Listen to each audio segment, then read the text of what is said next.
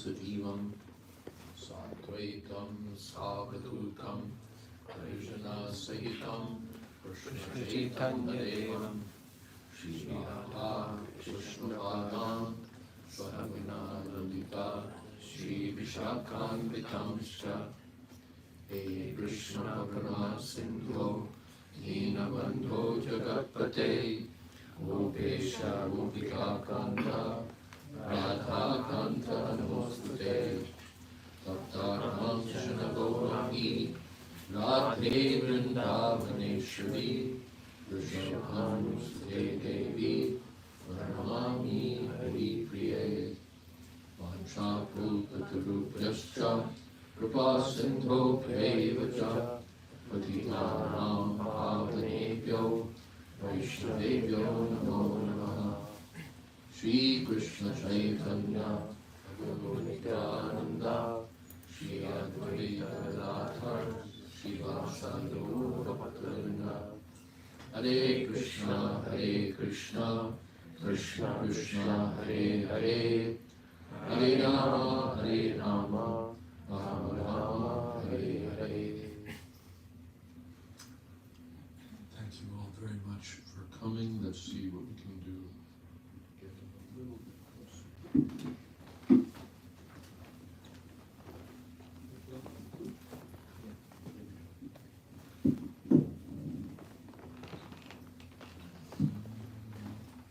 Hare Krishna. Yeah. Well, today I thought I'd take the opportunity to speak about a mostly forgotten devotee from 26 Second Avenue. We could say deservingly forgotten because he left Prabhupada's service quite antagonistically, really. But for the sake of history, it's instructive to see how one makes advancement by the grace of the spiritual master, and also how one loses everything by oneself off or losing faith in the spiritual master. The devotee I have in mind is Ray Ramadas. Was Ray Ramadas. I think he's no longer. There is no longer Ray Ramadas, but I think he's also expired. He's mentioned in Prabhupada Lilamrita with the civil name Raymond Dubois, which is fictionalized. His actual name was Raymond Ray. He was a minor writer for comic books, DC Comics and so on. He earned a livelihood that way. And, plots and then writing them out and so on. And he was one of the earliest devotees here at 26 Second Avenue. When you read the articles of incorporation for the society, his name is there as one of the original directors, along with Harvey Cohen and other people who, by the time I arrived, were long gone. Is Satsuru Maharaj a signer on that? I'm not quite sure. We'd have to look at the document. But Ray Rama was one of the earliest devotees. I think he was here before even Hayagriva and Kirtananda, if I'm not wrong. But he was certainly one of the early batch.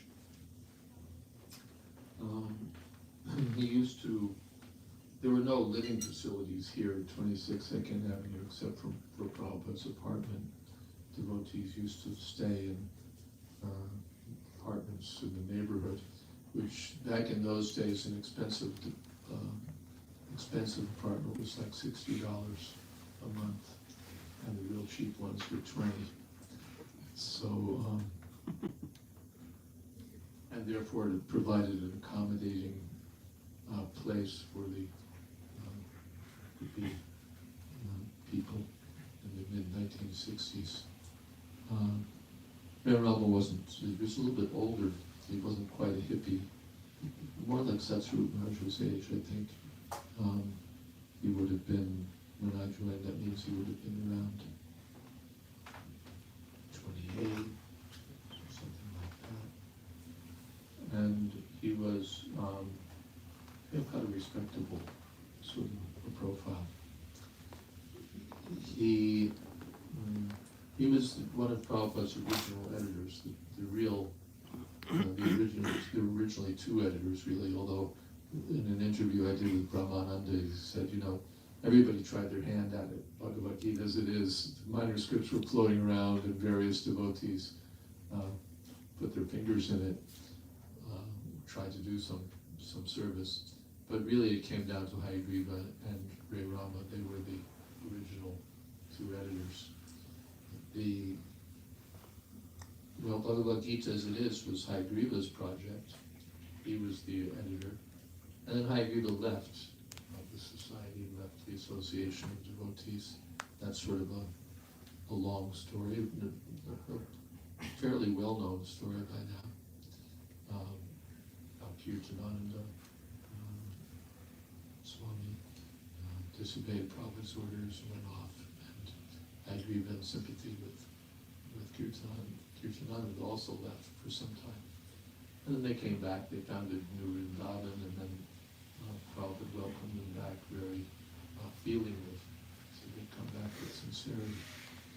But while he was away, Macmillan wanted to publish the abridged Bhagavad Gita as it is, and so Ray Rama was brought in to take the manuscript and pull it into shape for publishing.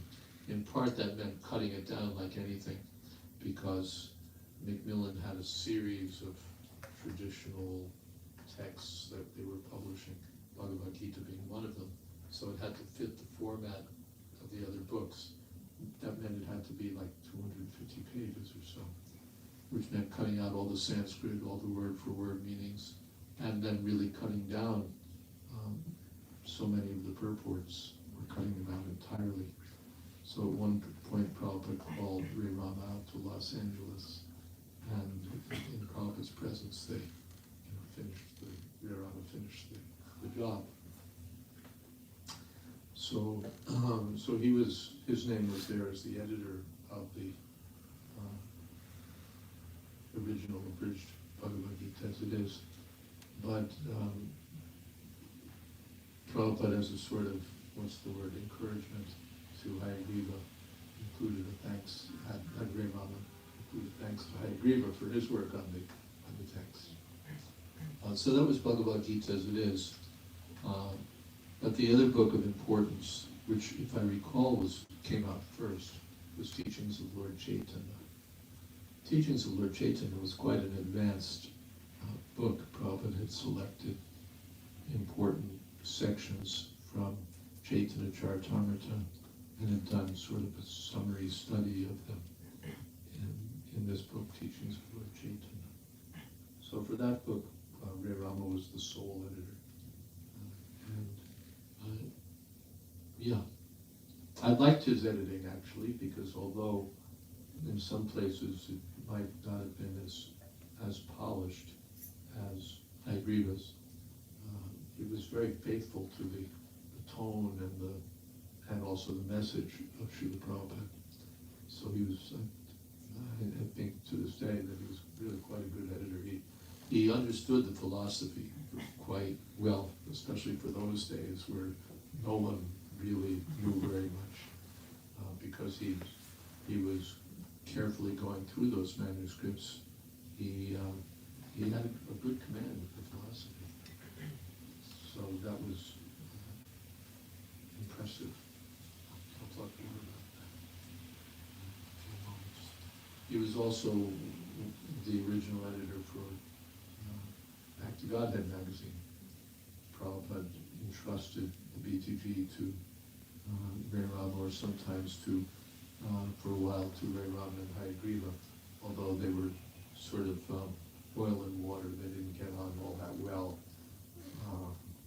had different ways of looking at things, but somehow some collaboration was probably kept some sort of peace between them, and they were the original editors for BTG.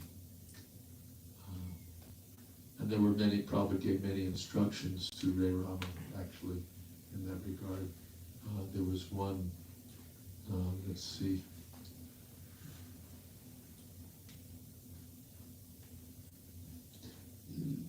notorious article, actually. There was a picture that came out of Vastraharana Lila, Krishna stealing the clothes of the unmarried gopis.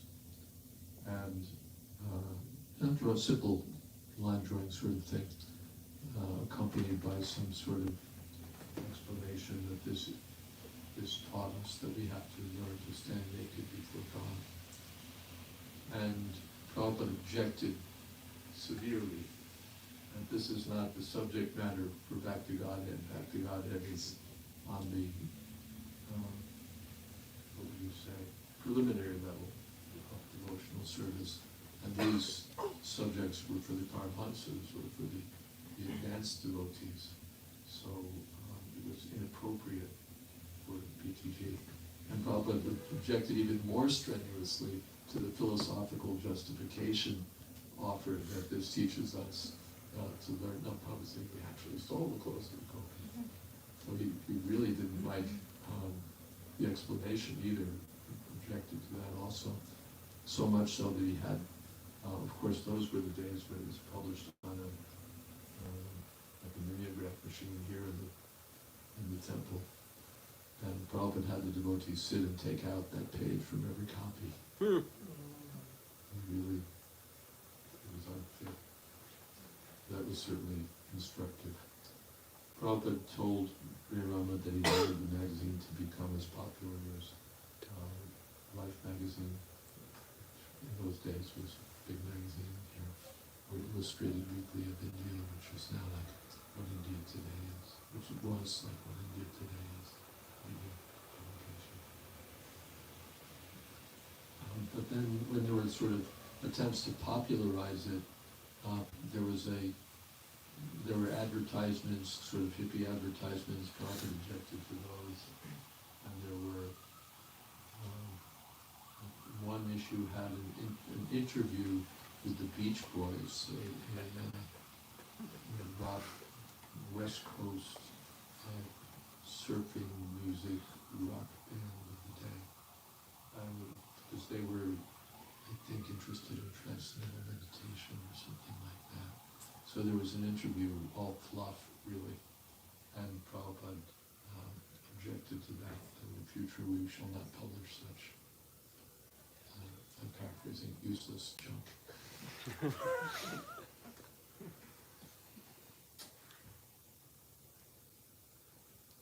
In any case, of all the devotees who would give class, because Prabhupada was giving all the classes, then Prabhupada went back to India, classes had to go on. And so the devotees would give class, speaking from Prabhupada's old brown Indian Bhagavatams. I think this, if I recall, the speaker would sit like here, and just on a cushion, none of this furniture of later days, divine furniture, just a simple cushion. And a lot of the classes were just, didn't have that much going for them. Devotees would repeat that you're not this body, life is meant for self-realization. Approach a bona fide spiritual master, chant Hare Krishna. I think those were the things. If you had all that in a lecture, your lecture was those were like prerequisites for any, or requirements for any lecture. And devotees would, they'd speak from what they knew, and it would be sort of quite Krishna conscious in a general sort of way. But Ray Rama's lectures were really, for the day, quite erudite, quite well informed. He knew the conclusions of Vaishnava philosophy as presented in Bhagavad Gita and Chaitanya Charitamrita, and he was very articulate. I was just talking with Pradyumna, he remarked on that he articulated the philosophy very well. So you got something of substance there in his classes, and they were, for that reason, persuasive. He also had a little career that made him look like something like a professor or a learned person who used to wear like a kind of like what you're wearing here, like chatter, the same sort of way, yeah, like that. So he looked a little saintly, and he was a gentle. He was gentle of speech, he had a gentle voice and intelligent. So his presentations were impressive. At least I found them impressive, and other devotees have remarked on it. Even Garden Muni Prabhu, had fairly critical things to say about quite a number of devotees like Ray Rama. So he was good. He liked him. Prabhupada at one time referred to him as a pillar of our society.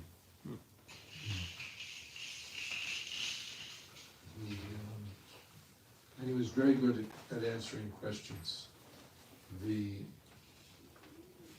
22nd Avenue back in those days was in the middle of as we know, the middle of the hippie scene, and everybody was a philosopher. The people wandering the streets were people of, they came from good homes and all that, and they had a combination of, what would you say, decent upbringing, decent education, and too much LSD. So they all knew something. And there was also a fair amount of Eastern mysticism thrown in there, whether it was Buddhism or sort of popular Advaita oneness philosophy. I'm God, you're God, we're all God. We just have to realize that we're God. We just have to realize that we're all one, that I'm really you, you're really me, that we're all really the same, kind of the sort of the standard narration, the standard doctrine of popular Indian spirituality, without much reference to any of the traditional teachers, just a sort of hand-me-down, plain vanilla, well, not plain vanilla because it had lots of pinks and blues, but anyway, everyone was a philosopher, and they'd be challenging also, why blah blah blah blah blah, and LSD is, the way to spiritual realization, and why no illicit sex, and what is this illicit? So how can sex be illicit when it's given by God Himself? How can anything created by God be anything less than divine? So there was a lot of this sort of popular, ad hoc, self-made, roll your own, literally, philosophy on the streets here and flowing into the storefront. And Rama was good at parrying them. He was really quite good. He had Prabhupada's answers down, and a few extra ones of his own. I remember, what is it? One who knows does not speak. One who speaks does not know. What is that? It's Tao Te Ching, right? One who knows does not speak. One who speaks does not know. So, the people would come in and very profoundly espouse this point of view. Hare Rama would point out to them that by the author's own statement, he didn't know.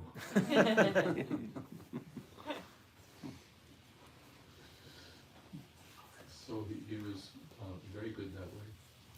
And I used to look forward to his talks. Everybody would take a turn. Hundreds of people would take a turn. Brahmananda would take a turn. Madhusudan would take a turn.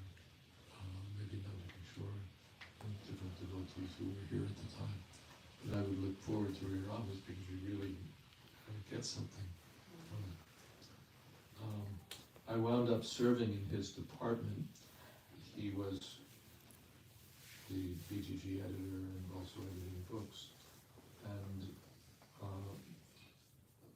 I sort of knew from the outset that's kind of where I wanted to be, because then you'd be in the philosophy. And I wasn't going to learn to drive, because if you did, you'd always be driving.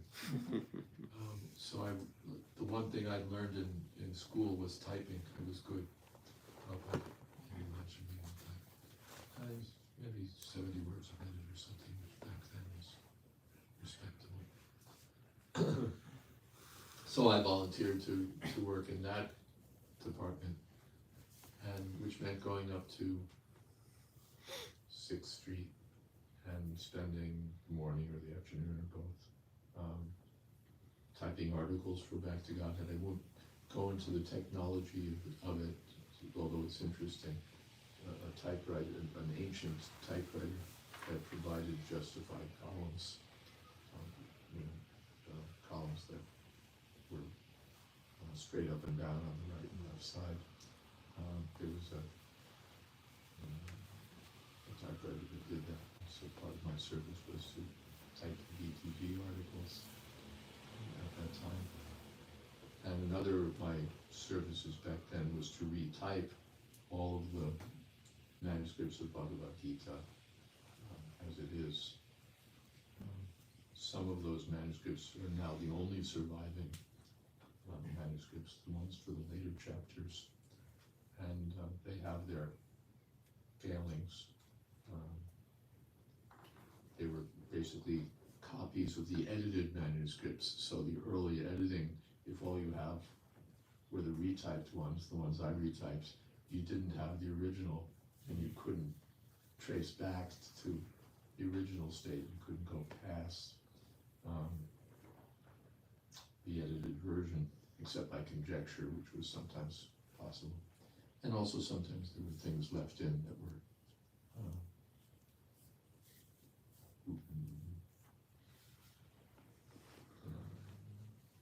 remnants of artifacts of the original manuscript. So those manuscripts do have value, but nothing like the originals, which regrettably are gone for less extractors. So I did that retyping, and at a later stage, I also undertook the retyping, or the typing really, of the Nectar of Devotion. Ray Rama was the original editor for the Nectar of Devotion as well, which I guess was Prabhupada's third book, Bhagavad Gita as it is, and the Krishna book. But Krishna book came later, as I recall. Maybe around roughly the same time, but I forget which came first. Nectar of Devotion came first because Krishna book was edited by Hayagriva, who would have had to have come back by that time to edit it. So Nectar of Devotion was there. Yeah, actually Hayagriva had come back at that time, but I think Nectar of Devotion may have been first. So Ray Rama was the editor for that.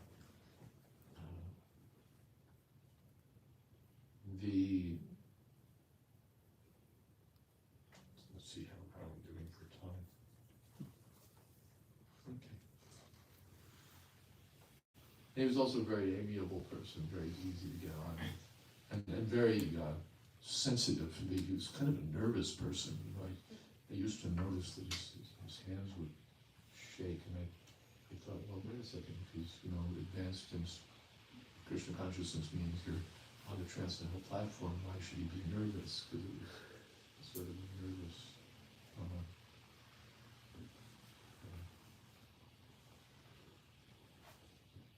would you say, condition or symptom.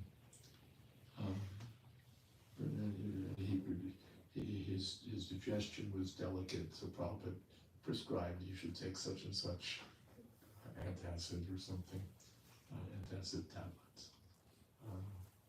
He was, what's the word? Not high-strung, but sensitive. He's a sensitive person, not a hard skin. Gargamuni, you could throw a brick at him, you just catch it and throw it back. Actually, throw a brick to keep him company. But Ray Rama was a very sensitive sort of a person.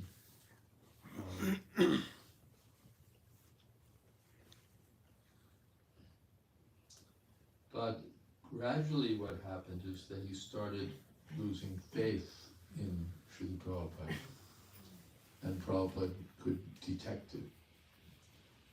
He started losing faith in the philosophy and started losing faith in Prabhupada himself.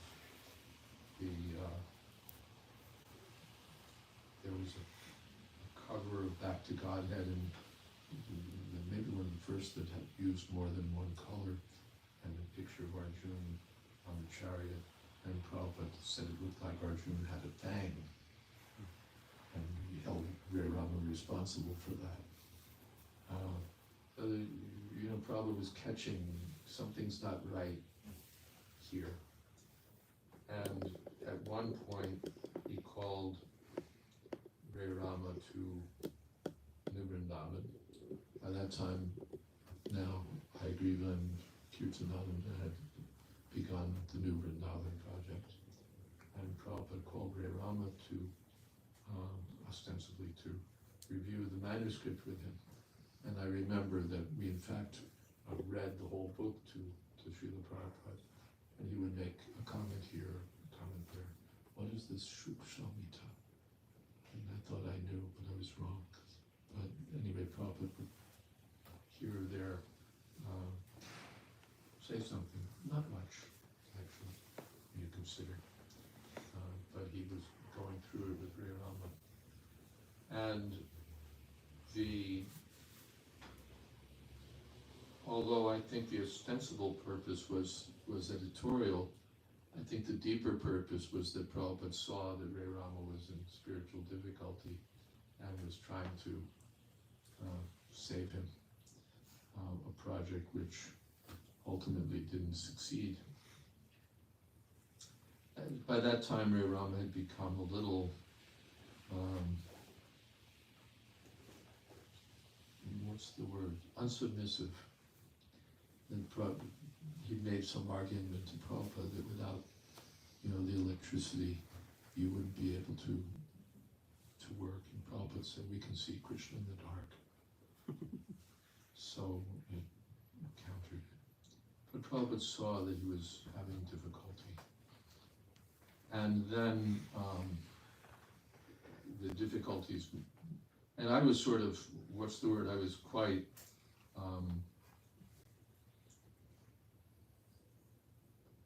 a lot of my faith in Krishna consciousness was based on my faith in Ray Rama. He was articulate, he was often brilliant, he knew what he was talking about, he was gentle in behavior, he was a saintly person.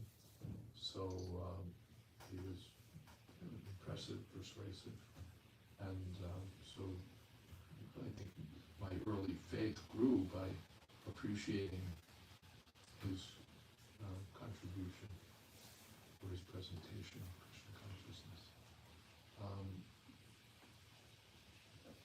And when he started having difficulty, maybe Prabhupada didn't save him, but he saved me, because my nose was in the manuscript. I was busy, so many hours a day typing the Nectar of Devotion. So whatever problems Ray Rama was having weren't my problems. And I didn't get all what we say, our jargon is, I didn't get mental about things. I didn't start having deep doubts and personal crises or anything. I was happy. And in this the Nectar of Devotion was really nectarian. It had so much that we had never heard before. Now we've all read the Nectar of Devotion many times. We've read the Krishna book many times. Those of us who've been around for longer than we deserve to be around, we read these books. Back then it was something novel. And part of the novelty was that nobody else had read them. Ray Rama had read them. I was reading Nectar of Devotion by typing it, and nobody else knew what was in it. So there was a certain exclusivity, a certain proximity to Srila Prabhupada that we got by typing these manuscripts or editing these manuscripts. So Prabhupada saved me, because while Ray Rama was having problems, I was saved by the book. What ultimately came out was that Ray Rama was having trouble with regulative principles, specifically no illicit sex, and in relation to him, that meant no sex with other men.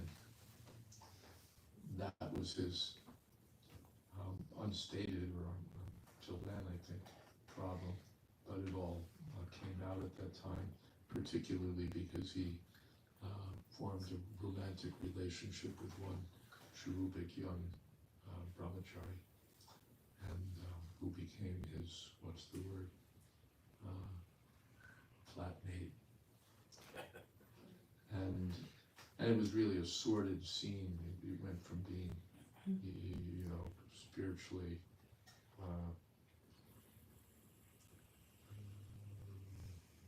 pure, spiritually elevated, to being degraded in very obvious sort of ways. So that was sort of it. And then Prabhupada, Ray Rama complained to Prabhupada at some point that these regulative principles were too restrictive, that they were suppressing the natural feelings that a person would have, and so on. And and that was it. He sort of, and then he began speaking sort of these things about expressing one's own feelings and blah blah. And he was so, it was such thin and insubstantial, flaky stuff that even Gargamuni could defeat. Gargamuni wasn't known as the philosopher. He was, a wonderful devotee, deeply dedicated to Prabhupada, but he wasn't a debater or a philosopher. But and Ray Rama was superb. He could knock down anyone. But Gargamuni was defeating Ray Rama at that point. So he really sunk. He really sunk. And then he was gone. That was finally it. But then the next chapter is interesting.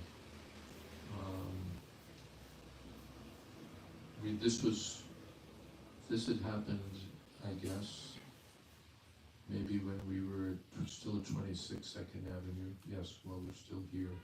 All of these things that I've talked about. Then we moved to down the block, 61 Second Avenue. And then we moved to Brooklyn, to the old Henry Street Temple. And we had our press office on a beautifully named block called Tiffany Place, which was a rough block of warehouses close to the waterfront, but which now I saw it a few years ago. Actually, seems deserving of the name. It's all been gentrified.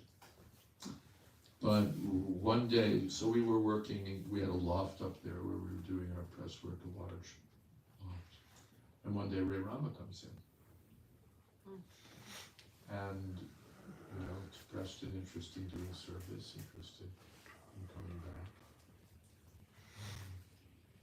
And so he wrote a letter to Prabhupada. And I thought this was so wonderful. Prabhupada previously, Hagriva had come back and Kirtananda, and Prabhupada had said, I was practically crying that I lost my devoted sons, Hagriva and Kirtananda. Now they've come back with sincerity.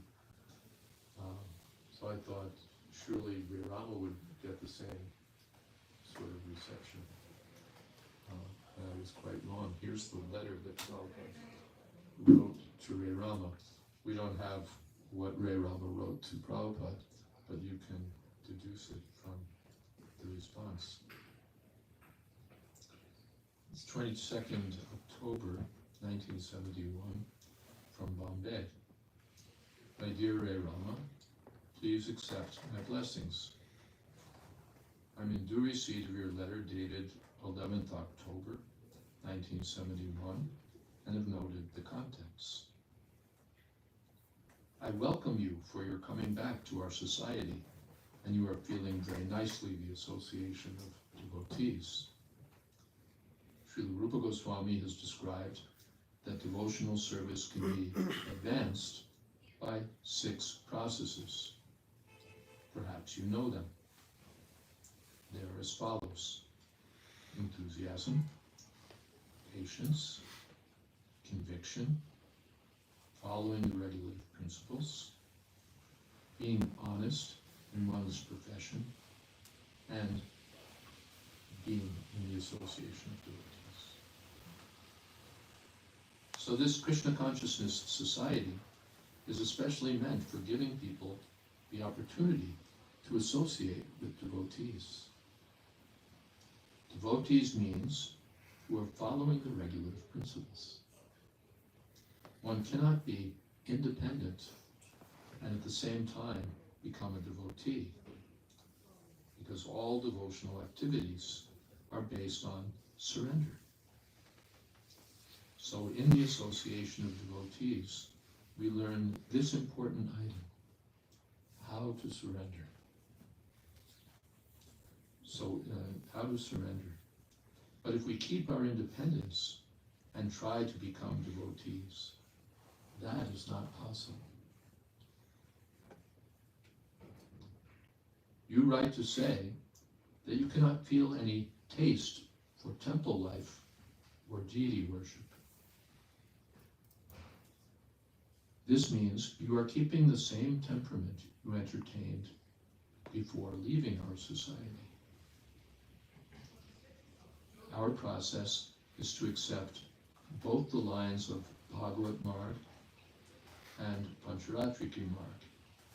Bhagavat Marg means the path of spontaneous service, of hearing Srimad Bhagavatam and becoming absorbed in the message of Srimad Bhagavatam, teaching Bhagavatam. And Pancharatriki Marg means the deity worship and the regulated life. So our process is to accept both the lines. Perhaps you might have seen the picture of the Gaudiya mission. On one side there is the Bhagavat book, and on the other side a picture of Lakshmi Narayan for deity worship. You cannot make any progress in devotional service unless simultaneously you follow both the lines. Just as the tracks of a railroad line, both must be there.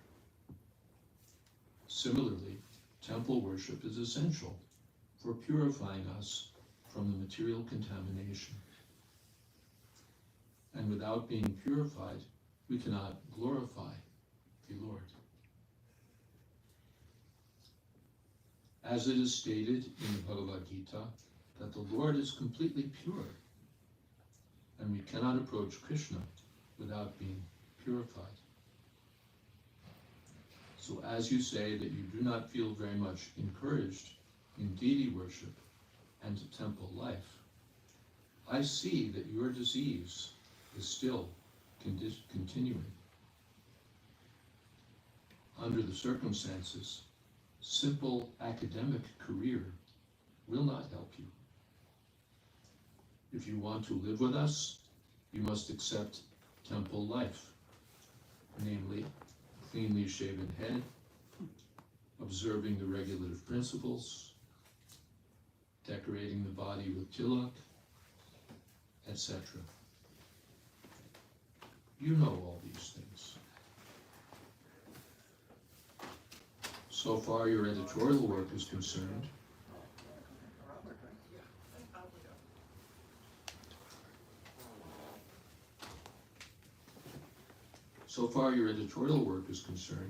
I welcome your good service. But if you do not follow temple life and deity worship, you will set a bad example. When I was there in New York last time, I saw that the tendency was there in the press members not to follow the principles. So I said, better to stop the press.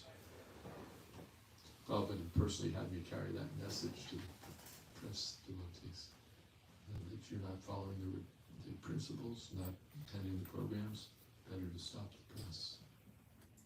Since then, Jayadvaita and the others are attending temple worship.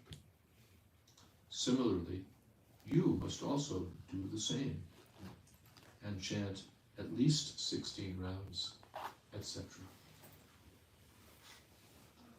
I'm so glad to learn that you are eager to preach, but we should know it that we cannot preach without being solid in our standing as devotees. Lord Chaitanya Mahaprabhu said that Apani Achri Prabhu Jivere Shikaya. This means that Lord Chaitanya wanted that one should preach by behaving himself exactly what he preaches. So our Krishna consciousness movement, preaching, depends on personal behavior.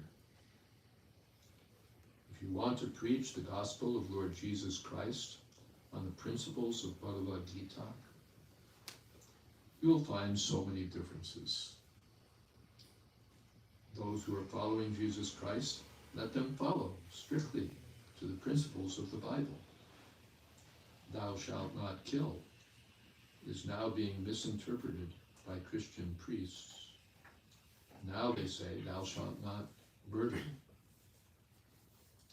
This means trying to save themselves from the crime of animal killing. So you cannot teach such unscrupuled followers the message of Bhagavad Gita. If you want to preach Bible, you can tell them why there will be misinterpretation. In New York, there's a big press that prints Watchtower.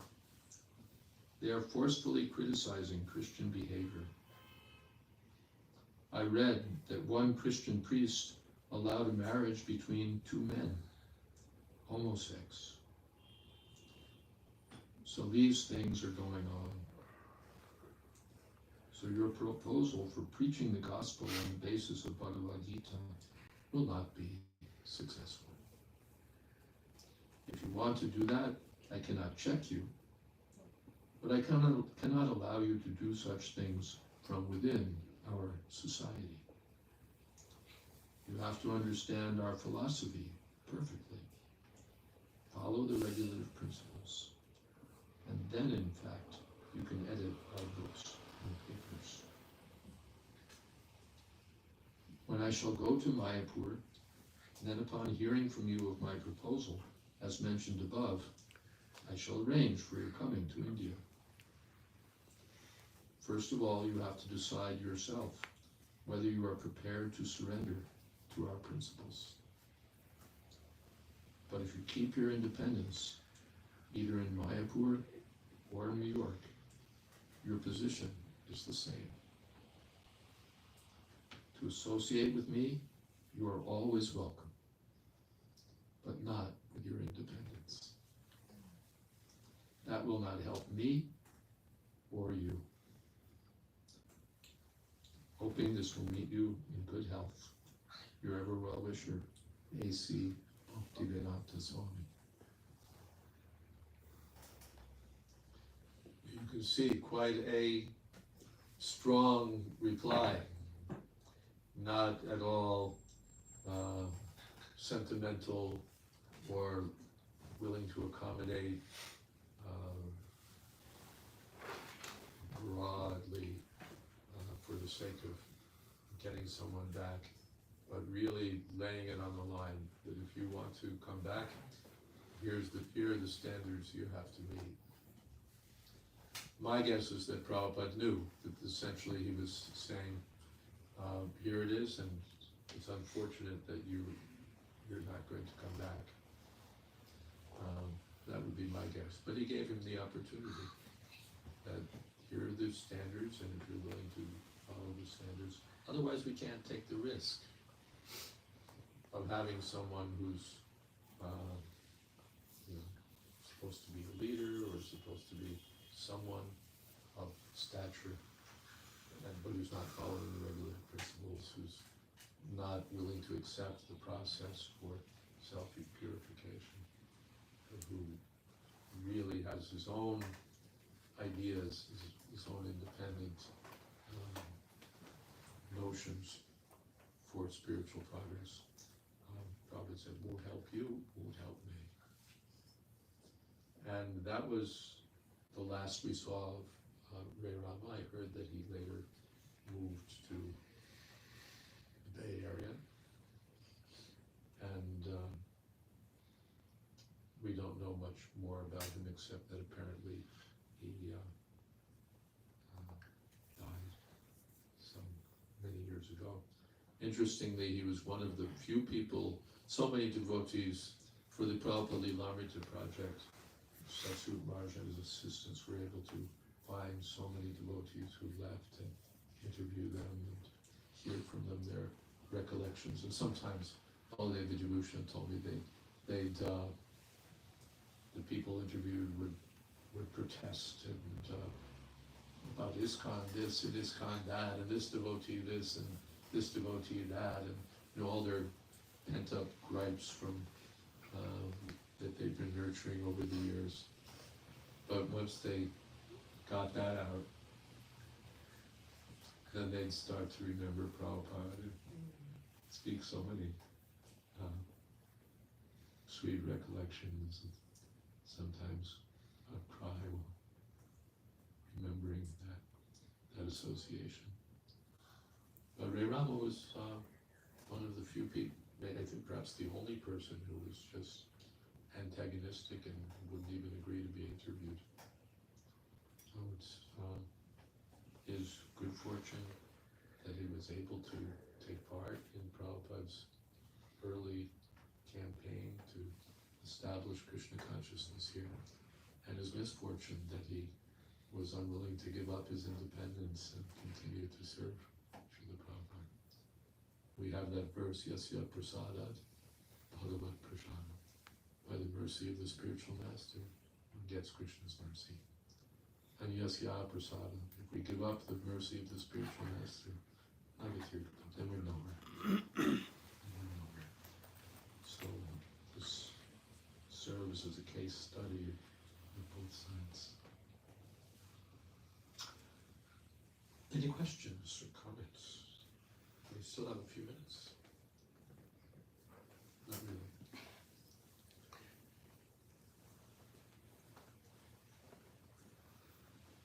Maybe just one quick question. One quick question. I've gone over time. Sorry.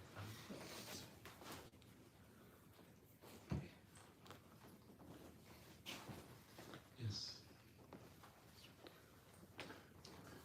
Thank you very much, Marge. I think there are lots of questions. I wish we had much more time. I guess one that comes to mind is, of course, he did immense service for Srila Prabhupada and for the mission, and probably we're all still, benefited by that. So I'm just wondering, because of that, how would you see, even though it ended in not such a favorable way, how would that kind of work out for him? Well, Krishna Neha Vikramanasho Stipa Chidari Vidite, or even that, what is that? Nahi Kalyana Krit Kaschid Durgatim Tata Gashtiti. Krishna says someone who's done good never meets ultimately with misfortune. So, of course, when you offend a pure devotee of Krishna, that's severe. In the Nectar of Devotion, that very book said that what should be the waxing moon of devotional service that we get from Sankirtan becomes the waning moon and can even practically become the dark moon. So, on the one side, severe transgressions and severe disobedience or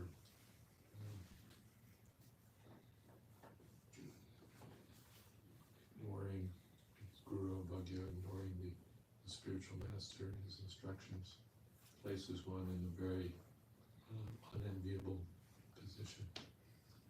And on the other side, still, whatever good has been done is one's permanent credit. So we have to expect that at some point that good will be seen by Prabhupada and Krishna. We don't really know, it's as they say, the ball is in Krishna's court.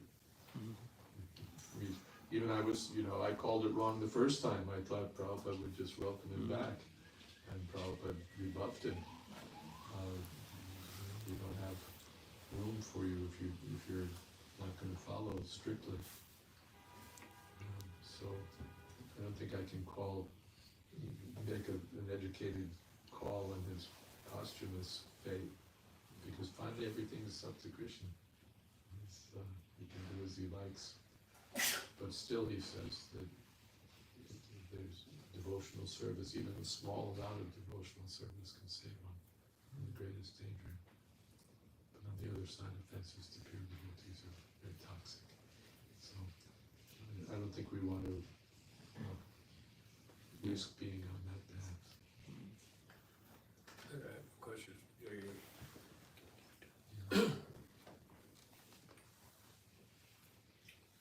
I would just like say, I don't know the person you were talking about, but your storytelling was great. I feel now like I know him. I enjoyed the story. Thank you. Sure.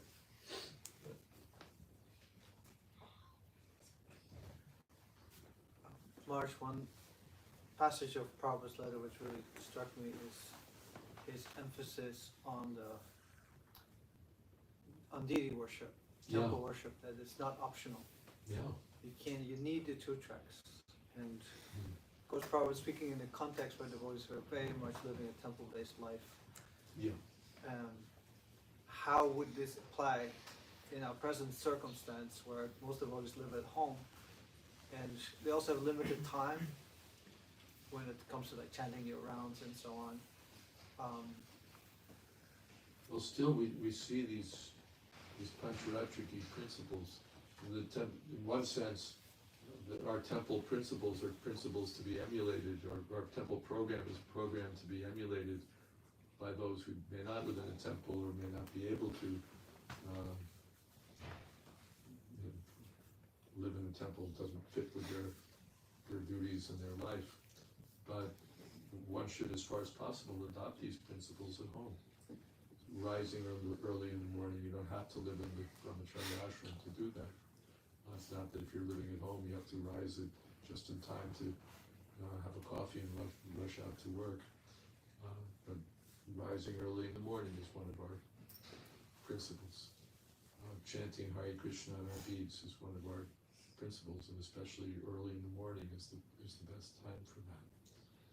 Reading, we may not be able to devote hours to shastric study, but regularly to hear. There's so many now online. There's so many classes, excellent classes available. One can take advantage of that. So many books are available. They're not just meant to sit on the shelf. At least if we read something every day, something, and then we have a spiritual life. Otherwise, if all we do is a bare minimum of chanting and then coming to the Sunday program, our life is going to reflect that. That's all we'll have. But if we emulate the temple program, get up early, we can keep a deity or a picture of Krishna and do some simple, even in India, the tea wallas, or they'll do a little puja early in the morning before they open their tea stall. So that worship, simple worship of the Lord, and anyone, Prabhupada says, can offer a flower, a fruit, a simple offering to the Lord. It doesn't have to be our elaborate temple worship, but to see the picture or the deity of Krishna, to render some service. And of course, Prabhupada says to strictly follow the regular principles, 4 regular principles. These are essential. Not just that we go out and do kirtan or we go out and preach, but when we look at our own life, it's like the first thing is we get up at a late hour with only enough time to check our Facebook feed and head out to work. That's not what Prabhupada had in mind for us.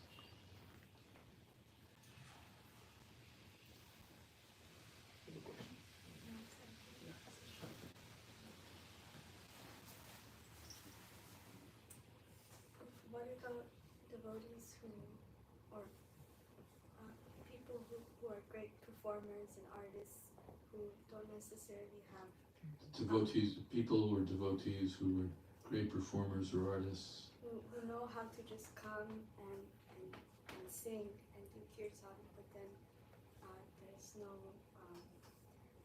there's no sadhana. Really. Yeah, they come for the kirtan and they're great musicians, but there's no sadhana. Prabhupada didn't appreciate that.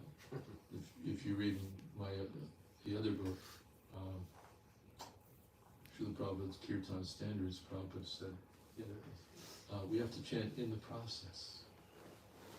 And he makes clear what in the process means. It means essentially what he's told here, following the Pancharatriki Vidhi, And the Bhagavad Vidhi, the chanting of the holy name, the preaching, will have strong backing.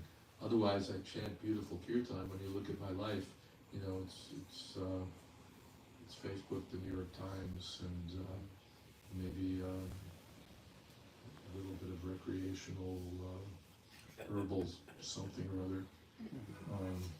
In all of instances. So that's not going to help us. You heard Prabhupada's kirtan. It's not Anup Jalota or Bhimsen Joshi quality. And it's not meant to be. It's sincere calling out to Krishna.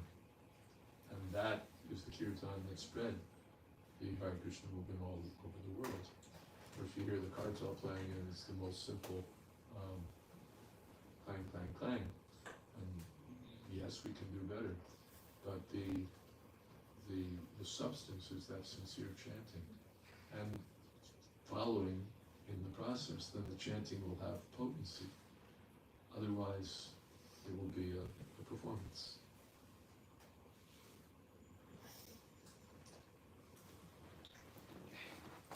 Thank you very much, Maharaj. So let's thank Maharaj by loudly chanting 3 times. Hari Bol. Hari Bol. Hari Bol. Hari Bol. So very nice reminder for all of us, and also thank you for the heartfelt questions in the end. And yes, it was very difficult today with all the rain. So yeah, deeply grateful to all of you for making it. It's really wonderful. So just 2 quick announcements. As many of you already know, we are trying to renovate this space to look like the way it was in 1966. We are not there yet. It's an ongoing work, and we are raising funds for that. So please, as per whatever your heart tells you, please consider donating and to restore 26nd Avenue to the way it was when Prabhupada came here and planted the seed of Krishna consciousness in the Western world. That is one thing, and we have some merchandise at the back, 26nd Avenue merchandise. There is t-shirts, there is tote bags, and I don't know if there are hats, but you could also consider buying those. And the proceeds also go to the maintenance of this place. This is a very special place. It's a tirtha, it's a place of pilgrimage. Since a pure devotee, a Paramahamsa, stepped here and gave Krishna to the world. So with that, dinner is served at the back. So please partake of the prasadam. And yes, this program Raj's happens books. every Wednesday, begins at 6:30 p.m. So please come and bring your friends. Marge's books. Yes. They have some I can books at say the something. Yeah. We have 2 books of Maharaj, one is Kirtan Standard and Humanity Karma. They are $16 each. You can just either use cash or card, anything, and Maharaj can sign up for you. And we have only 3 copies each. I didn't bring much because I didn't expect it's going to be a lot more people here. But if you steal more, I do have more in the temple, so you can speak to me later on. Thank you. Hello. Jayadvaita Maharaj ki Jai. Prabhupada ki Jai. Samaveta Bhaktivinoda ki Jai. Gaur Premanande.